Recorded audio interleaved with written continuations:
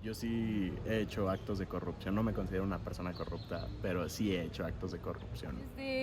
Bueno, yo también no me considero una persona corrupta, pero sí creo que he cometido actos de corrupción. Y yo creo que todas las personas mexicanas tenemos algo de corrupción porque en todos los procesos legales siempre hay como adelantos por favorecimiento. Todos hemos oído de la palabra corrupción, pero ¿en serio sabemos qué significa? La corrupción puede ser definida como el uso de deshonestidad para ganar algo, ya sea dinero, poder o avances. Tristemente, esto es muy común en nuestro país.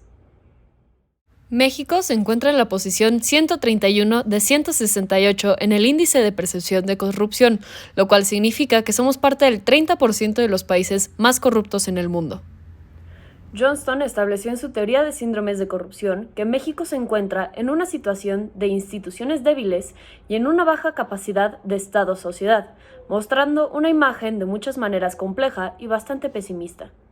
A comparación de otros países, en México la corrupción se ha vuelto normal. Ya no es visto como algo malo, sino como una opción de cómo facilitar las cosas. Por ejemplo, es normal dar mordida a los policías de tránsito, o también ofrecerle una posición de trabajo a tu hermano que no está calificado. En una encuesta que realicé a principios de este semestre, encontré que el 90% de los encuestados habían cometido actos de corrupción, dando mordidas siendo el más común. Pero toda acción tiene consecuencias. Muchas veces es difícil ver el lado malo de la corrupción cuando en nuestro país raramente penalizan por estos actos, pero existen consecuencias a largo plazo. Muchos de los actos de corrupción que vemos comúnmente en nuestro país tienen un impacto grave en los derechos humanos de muchos ciudadanos. Casos como la construcción defectuosa o la falta de reparaciones han causado múltiples problemas como la pérdida de hogares, falta de espacios aptos, etc., violando múltiples derechos humanos. Un ejemplo de este fue el accidente de la línea 12 del metro de nuestra ciudad. Hace un año vimos la caída de los vagones del metro de la línea 12 por una supuesta falla estructural. Sin embargo, ha salido a la luz que esta tragedia ocurrió por la falta de reparaciones y restauraciones de esta. A pesar de recibir quejas sobre las grietas y fallas visibles en la línea desde el 2017, nuestro gobierno falló en hacer estas reparaciones necesarias. Este acto de corrupción tuvo consecuencias graves como la pérdida de 21 personas. Regresando al tema, también existen consecuencias económicas, como la falta de recursos a base de una desviación de fondos, consecuencias políticas, como la pérdida de confianza en nuestros sistemas públicos, consecuencias sociales, como la normalización de la deshonestidad, entre muchas otras. Por esta misma razón, es importante considerar todas estas perspectivas y cómo están relacionadas al tratar de eliminar la corrupción. Esto es un problema sistémico, no se puede arreglar solo atacando un área.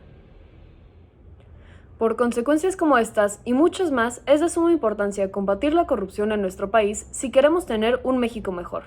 Para hacer esto, debemos considerar formas de prevenir actos de corrupción antes de que se den. El conocimiento abierto del público a los actos de corrupción cometidos por parte de nuestros propios funcionarios públicos puede prevenir actos en este sector.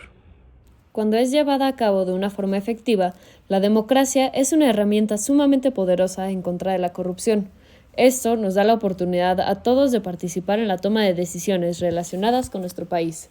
Proporciona un nivel de transparencia y sinceridad, pero tristemente este no es el caso en nuestro país. Sin embargo, la corrupción no solo está presente en círculos sociales de poder. Es importante evitar actos de corrupción en todo nivel dentro de nuestro país para poder tener un futuro mejor.